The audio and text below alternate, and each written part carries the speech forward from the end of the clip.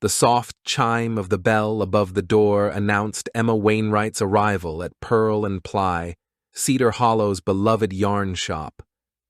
The air inside was warm, scented with lavender and the faintest hint of wool, a comforting embrace after the crisp autumn evening outside.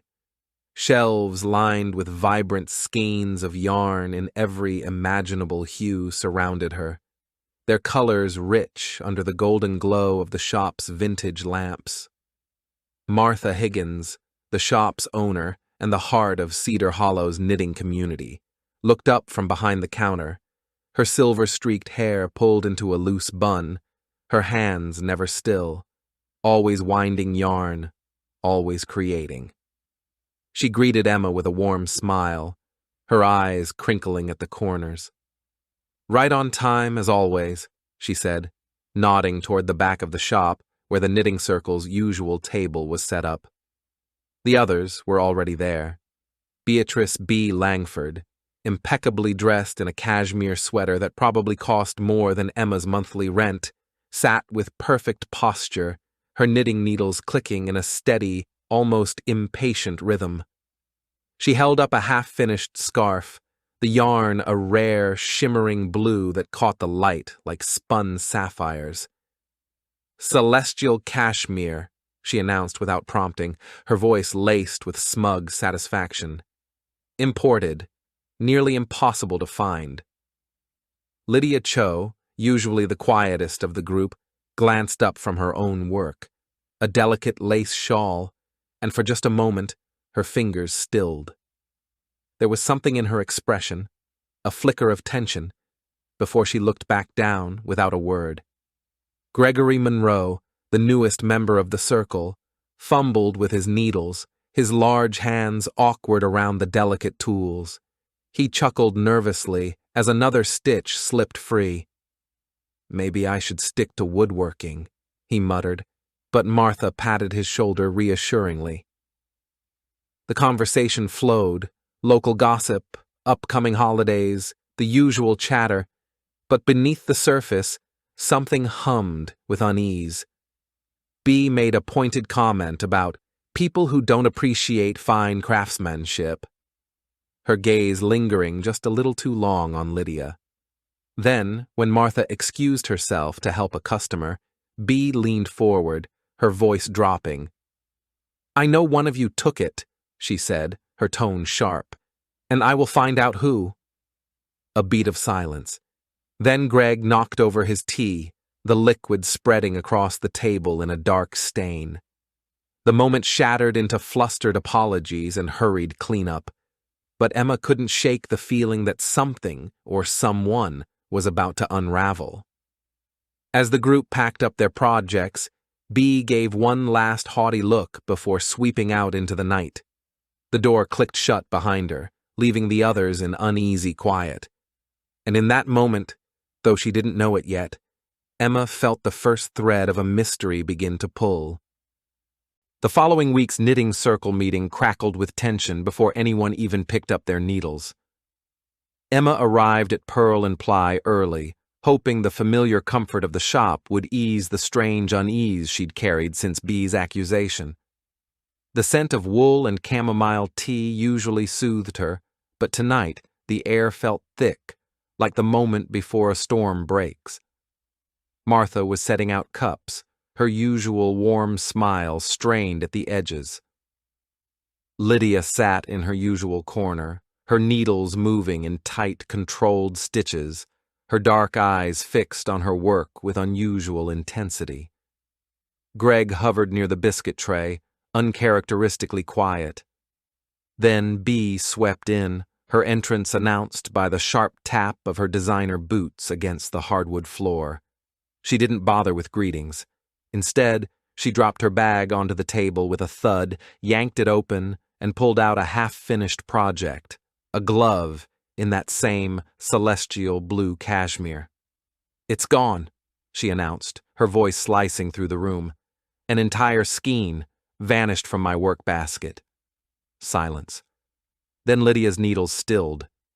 B's gaze locked onto her. "You were the only one who knew where I kept it." Lydia's jaw tightened. I didn't take your yarn. Oh, please.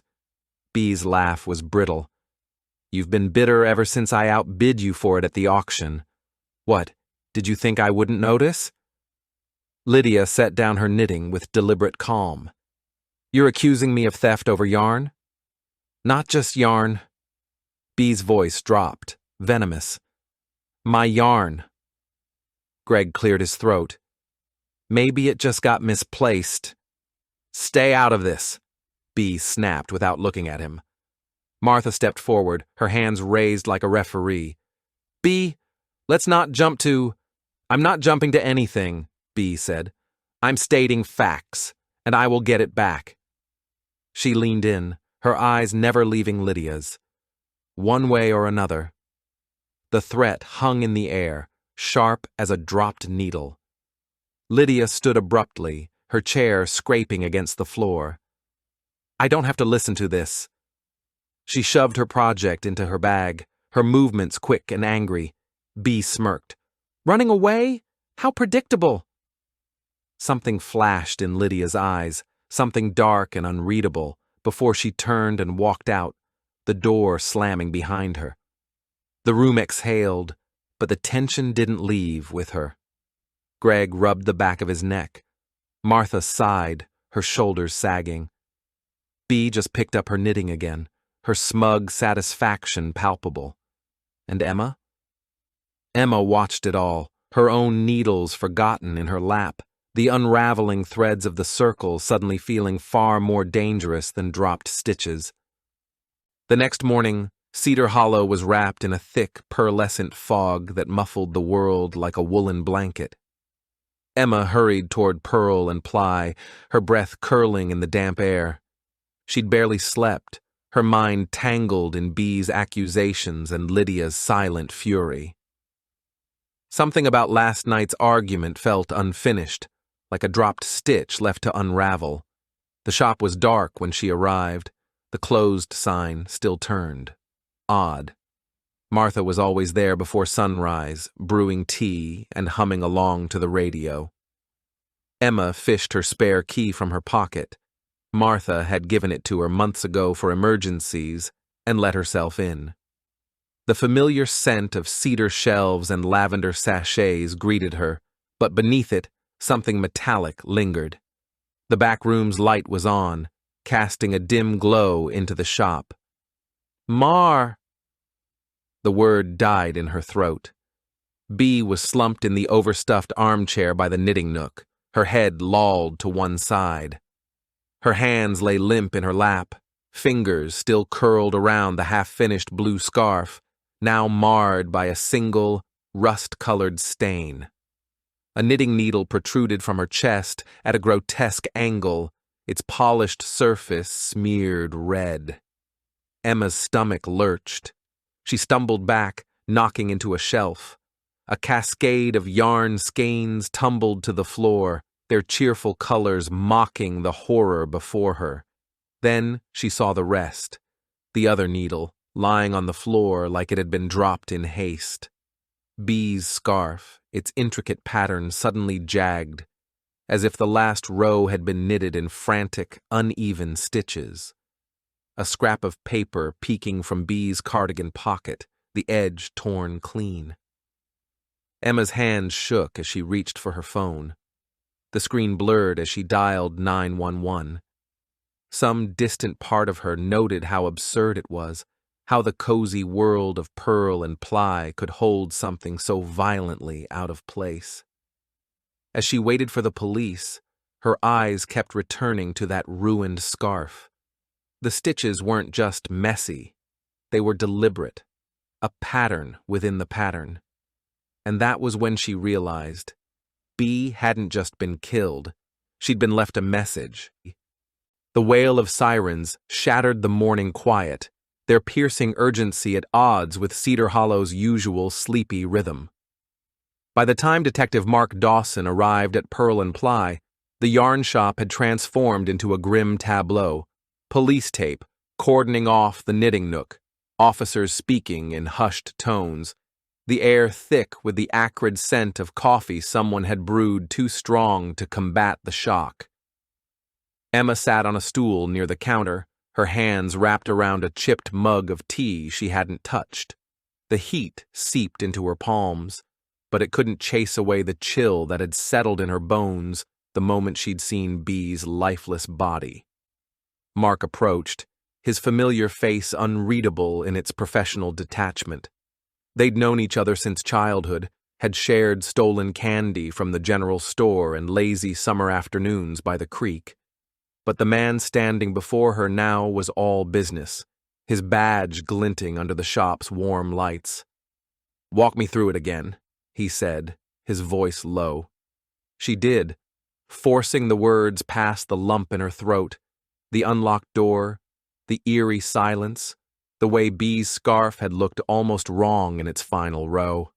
Mark's pen stilled over his notepad. "You noticed the stitching?"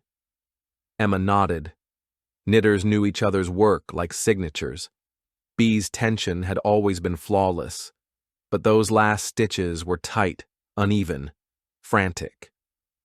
Across the room, an officer bagged the murder weapon, the bloodied knitting needle, while another snapped photos of the crumpled note pulled from B's pocket. Emma caught a glimpse of jagged handwriting before it disappeared into an evidence bag. "You'll regret crossing me." Mark followed her gaze. "Any idea who'd want to hurt her?" The question hung between them, heavy with implication.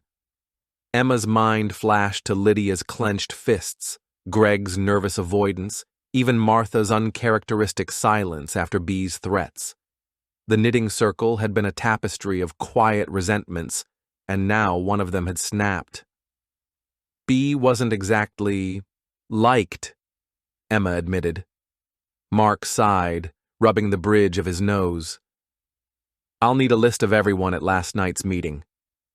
As he turned to speak with the forensics team, Emma's eyes drifted back to the armchair where B had died. The blue cashmere scarf lay abandoned now, its uneven stitches a silent plea. And Emma knew, long before Mark would ever admit it, that this wasn't a case for badges and procedure. Some secrets were knitted too tight to unravel without the right hands. The police had taken B's body away, but the ghost of her presence still clung to Pearl and Ply. The shop remained closed, its cheerful shelves and baskets of yarn now feeling like relics of a simpler time. Emma couldn't stay away, though. The unfinished scarf haunted her, those jagged, deliberate stitches taunting her with their hidden meaning. She waited until the last patrol car left before slipping back inside, the spare key cold in her palm. The shop was too quiet without Martha's humming or the rhythmic click of needles. Even the dust motes seemed to hang suspended in the air, as if holding their breath. Emma moved toward the knitting nook, half expecting B's specter to still be there, lips curled in that familiar smirk. Instead, she found something else, a single loose thread, cobalt blue, caught on the arm of the chair. It shouldn't have been there. B would never have left a stray end untrimmed. Her fingers trembled as she picked it up. The yarn was softer than sin, the kind of luxury that could make even seasoned knitters covetous. Celestial cashmere, the same skein B had accused Lydia of stealing. A floorboard creaked upstairs, Martha's apartment. Emma froze. She wasn't supposed to be here, but then she heard it, the muffled sound of drawers opening, something heavy being dragged across the floor. Curiosity overpowered caution. She took the stairs two at a time, pausing at the top where Martha's door stood ajar. Through the crack, she saw Lydia, not Martha, kneeling beside an open cedar chest, her hands buried in a tangle of yarn. Celestial cashmere. Dozens of skeins, all the same impossible blue, tumbled out as Lydia rummaged deeper. Then, something else. A leather-bound ledger. Lydia flipped it open, her breath catching as her eyes scanned the pages. Emma's pulse roared in her ears. She stepped back, but the old wood betrayed her with a groan. Lydia's head snapped up. For a heartbeat, their eyes locked. Lydia's wide with panic, Emma's with dawning understanding. Then Lydia bolted. The ledger hit the floor with a thud, its pages splayed open to reveal columns of numbers, dates, and a single name circled in angry red ink. B. Langford. The ledger's pages fluttered to the floor like falling leaves as Emma snatched it up, her eyes scanning the cramped handwriting. Numbers, dates, and, most damning, a series of transactions labeled repayment next to B's name. But it wasn't Lydia's writing. The script was looping, familiar, Martha's. Emma's breath caught. All this time she'd assumed Lydia's guilt, but the truth was tangled deeper. She turned the page and found it, a draft of the torn note from B's pocket. You'll regret crossing me, but in Martha's hand, not B's. A threat to B, not from her. Footsteps pounded up the stairs. Martha stood in the doorway, her knitting bag dangling from one hand. For a moment, neither spoke. Then Martha's gaze dropped to the ledger in Emma's grip, and her face, usually so warm, went carefully blank. You weren't supposed to see that, she said softly. The pieces clicked. The stolen yarn. Martha had taken it, planting some in Lydia's things to frame her. The debt. B had discovered Martha embezzling from the shop. The murder weapon, not a knitting needle at all, but a crochet hook from Martha's own bag, sharpened to a point. Emma backed toward the window. You killed her. Martha sighed, as if disappointed by a dropped stitch. B was going to ruin everything. 40 years I've built this shop, this family, and she thought she could take it from me? Her fingers tightened around her bag. I just need you to understand, Emma. It wasn't personal. A shadow moved in the hall. Lydia returned with Detective Dawson in tow. Martha's shoulders slumped. The scarf's code, *MARTHA*, had been B's final act. Not a cry for help, a accusation. As the cuffs clicked shut, Emma looked at the woman who'd taught her to knit, to trust, to create. Now all she saw were the threads Martha had severed, and the ones still left to unravel. The first frost of the season glazed Cedar Hollow's streets in silver as Emma stepped into Pearl and Ply for the first time since Martha's arrest. The shop smelled different now, less lavender, more lemon polish, as if the new owner had tried to scrub away the past. Lydia stood behind the counter, arranging skeins of wool in careful rainbows. She looked up when the bell chimed, her dark eyes wary. They hadn't spoken since that day in Martha's apartment, since the truth had unraveled between them like a dropped stitch. I owe you an apology, Emma said, running her fingers over a basket of merino. The fibers were soft as a whisper. Lydia set down her scissors. You thought I did it. I was wrong. A pause. Then Lydia reached under the counter and slid forward a familiar shape. B's unfinished scarf, its coated stitches preserved in evidence bags. Detective Dawson said you'd want this. The blue cashmere was dull now. The celestial sheen faded like a forgotten dream. Emma traced the uneven letters, MARTHA, with her thumb. B's last act hadn't been spite, it had been justice. Greg's voice boomed from the storeroom. Where do you want these alpaca blends? He emerged, arms piled high with yarn, his usual clumsiness replaced by steady purpose. When he saw Emma, he grinned. Hey, you here to help us reopen? The question hung in the air, thick with possibility. Outside, snow began to fall, gentle, forgiving. Through the window, Emma watched townsfolk pass by, their breath curling like steam from teacups. Cedar Hollow had weathered the storm. The knitting circle would meet again. and in the back room, where Martha's favorite chair used to sit, a new work table stood waiting. Emma picked up her needles. "Yeah," she said, casting on the first stitch of something new. "I think I am." Thanks for watching. If you enjoyed this video, hit that like button, subscribe, and ring the bell for more. Let me know your thoughts in the comments. I'd love to hear from you. See you in the next one. Bye for now.